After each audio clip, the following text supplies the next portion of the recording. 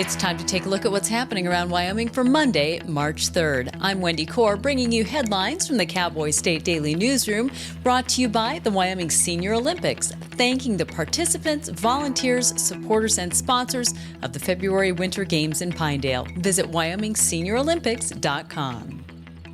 Traffic crashes involving large commercial trucks have been on the rise since 2016, and some in the industry are pointing to a simultaneous rise in non-English speaking truckers.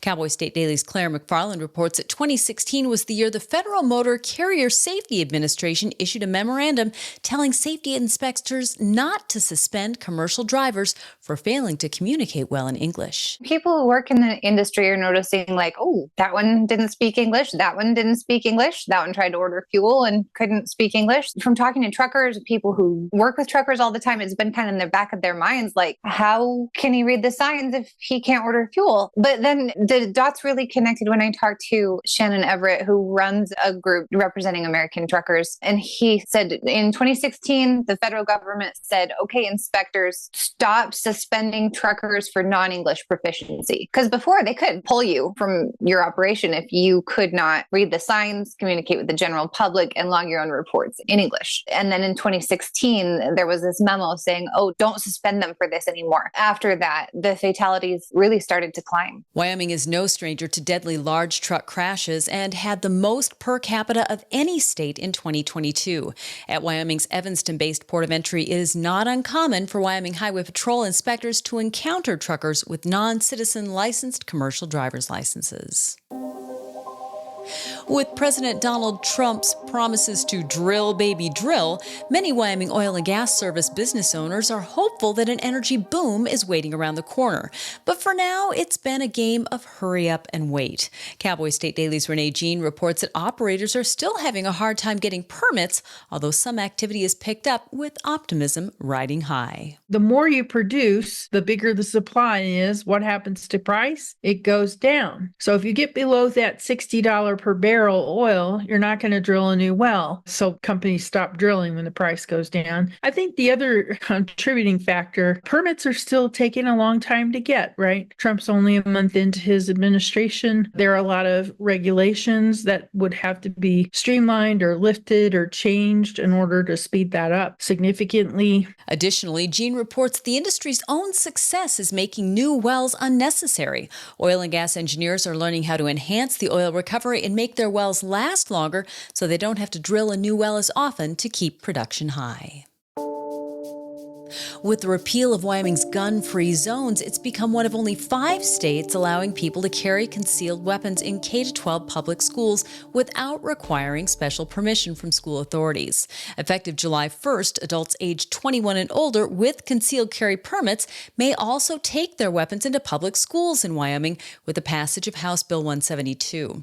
Governor Mark Gordon allowed the bill to pass into law without his signature late Thursday, although Cowboy State Daily's Mark Hines reports he also expressed his opposition to it. I guess you could say under protest, Governor Gordon allowed the repeal of gun-free zones to pass into law without his signature. Near as I was able to find out, Alabama, Oregon, and Utah are the only states that currently allow people with concealed carry permits to take their weapons onto public school grounds without first obtaining special permission from school administrators or a school district. And so Wyoming will become the 4th state to allow that when this law takes effect on July 1st. I touched base with the Wyoming Education Association. Of course, they're less than thrilled about it. They're concerned about how do we control the flow of guns into our schools, say during parent-teacher conferences, things like that. However, private property won't be affected by the new law. Any private ventures can still choose to prohibit civilians from carrying firearms there.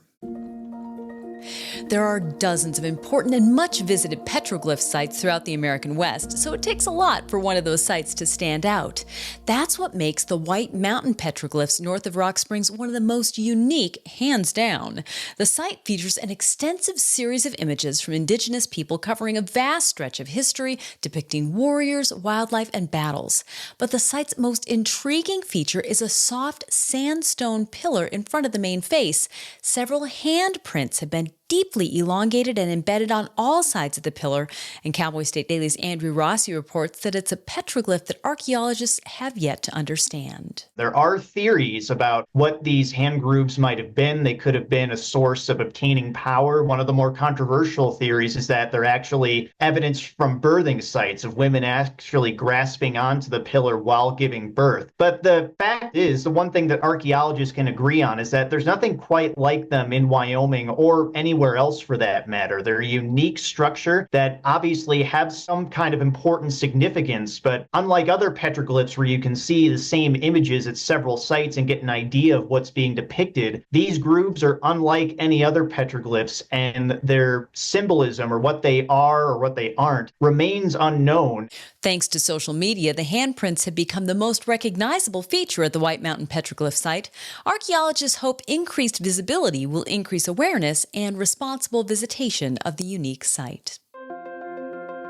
And now let's take a look at today's weather with Cowboy State Daily meteorologist Don Day. Well, after a nice stretch of very mild spring-like weather, especially over the last couple of days across Wyoming, things are about ready to change. A more typical March pattern will develop as we have not one but two Pacific storms that will affect all of the state. The first one will have its highest impacts in the south and the east, where winter storm watches and warnings are in effect for snow, much colder temperatures, and very strong winds, especially along I-25 and I-80 in southeastern Wyoming, the southeast corner of the state, into the western Nebraska panhandle into northern Colorado. That's where the winter storm conditions will be most likely tonight into Tuesday morning. Scattered snow elsewhere, especially across the southern mountains. Temperatures statewide will be much colder. There's a break in the action Wednesday, then another Pacific storm will bring a chance of snow statewide, starting in the west Wednesday night, then across the rest of the state Thursday into early Friday. So not one, but two storm systems to deal with across the state and region this week. You can get Don's full forecast on the Cowboy State Daily website. I'll be back in just 15 seconds with more news. Wyoming Relay provides telephone access for people with hearing loss and access for people with speech disabilities. We offer services and specialized equipment at no cost to you. No matter what your level of hearing loss or speech disability, Wyoming Relay can help. It was a tragedy that captured the world's attention when a 22-year-old aspiring YouTuber from New York disappeared in Wyoming in August of 2021. Gabby Petito's remains would be found less than a month after she disappeared near a campsite in the Bridger-Teton National Forest. Her fiancé, Brian Landry, left a note admitting to killing her before taking his own life. Now, Cowboy State Daily's Jen Coco reports that the spotlight once again falls on Wyoming with the recent release of the 3-part Netflix docuseries American Murder, Gabby Petito. I think still resonates with people because it was such a tragic incident, and it's a young person and they were living their dream and they came to Wyoming, which was one of the places on their list to go. And the way that ended is just so tragic. But what I like particularly about the Netflix docuseries is the way it ended. It ended with the family all coming back to the exact spot where she was killed in the Spread Creek dispersed camping area. And they had a celebration of life for her. The parents commented on how beautiful this area was. So it wasn't a scarred area for them. You know, it was this really lovely experience. The docuseries has sparked renewed interest in the case as the world again tunes in to discover the details of the couple's lives and the unraveling of their relationship in their short time traversing the country. A study recently published by View Homes puts Montana, Alaska, and Wyoming as the top 3 states for fastest selling real estate based on 150,000 Zillow listings and what percentage are still on the market after 30 days. But Cowboy State Daily's David Madison spoke to real estate agents and mortgage lenders in these markets who say despite what's considered a slow time for real estate sales, home sales from the Canadian border to Cheyenne are still moving. These Rocky Mountain markets and the Pacific Northwest market is still hot. Montana leads the pack, and a lot of that has to do with the appeal of the state because of the show Yellowstone reached such a massive market. It was the #1 show in the world. That has realtors smiling and a lot of locals kind of grumbling. I just spoke to a loan officer who said that the trend that he's seeing is that homes below $600,000 and really expensive homes over $1.5 million, those are still moving pretty pretty well. Madison found that Montana and Wyoming might have a low percentage of homes that stay on the market past 30 days because there's a smaller inventory of homes for sale. Plus, these states are attractive to those still buying homes, even with mortgage interest rates hovering between 6 and 7%. Well, when he was 16, Gary Dickinson snuck hot rod magazines into his classrooms at school and fashioned his first speed machine.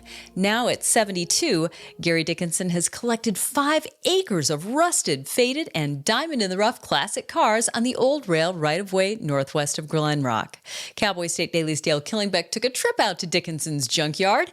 From above, it looks like the ultimate before photo of dozens of rare and coveted vintage cars just waiting for someone to restore them for the after shot. It's a classics junkyard. So that means that it has cars going back 100 years and through probably the 60s. He has some from the 70s and 80s as well, but mostly 60-year-old cars that a lot of people would look at as diamonds in the rough. Guys that restore cars would go to his junkyard looking for parts, but they also go looking for an actual body that they can take out of there and restore and make it a treasure. He's still restoring his own cars. He's got a race car. He's getting ready for the Casper Raceway this year. And he's also got a 1940 Ford that he's restored that is going to be his ride for the summer. Among Dickinson's prizes are a 1949 Pontiac, a 1946 Mercury, and a 1958 Chevy Biscayne, as well as a Packard. Dickinson also has a Kaiser model from 1950 with a buffalo symbol still adorning its hood. And Happy Valley near Cheyenne has something no one would ever expect to find. It's a medieval-style mead hall in the King's Old English, built using an ingenious, near-extinct construction method called a cruck. Giant trees that form a natural arch cut in half lengthwise facing each other, forming an arch that holds up the roof. The home was built by Cooning Meadowcroft, who came to America from England for health reasons and settled on Wyoming as his forever home. Cowboy State Daily's Renee Jean spoke with Meadowcroft, who said building Anglecoon Hall has been a lifelong journey. He came over here from England. He was a furniture maker and carpenter, and he had gotten kind of fascinated with these crooks through his work with historic preservation, and he had been designing a home made out of crooks. And so when he came to America, he landed in Happy Valley. It was a place that didn't have any zoning laws. He could find land that wasn't in a homeowners association because he knew he would have a hard time explaining crooks to Americans. He knew this was going to take him a while to do. Normally, when you stand these crooks up, you got to think about a tree that's 250 years old. It's a 3-story crook, and you're going to stand that up to the sky. Well, he's just one guy. Normally, when you do this, you build the crook on the ground, and then 100 people would lift this up, but he just had himself. And I just think it's kind of amazing. When you go into this house, there's no clue on the outside, really, that this home has something different about it. Meadowcroft isn't finished with his home just yet. He expects that he'll always be working on it, but it is finished enough to feel like home. One man's castle in a happy valley, a place where anyone can live like Alfred, King of Wessex, happily ever after, into a new golden age. And that's today's news. Get your free digital subscription to Wyoming's only statewide newspaper by hitting the daily newsletter button on cowboystatedaily.com. And you can watch this newscast every day by clicking subscribe on our YouTube channel or listen to us on your favorite podcast app. And remember to drop in on the Cowboy State Daily Morning Show with Jake Nichols Monday through Friday from 6 to 10 a.m. Thanks for tuning in. I'm Wendy Corr for Cowboy State Daily.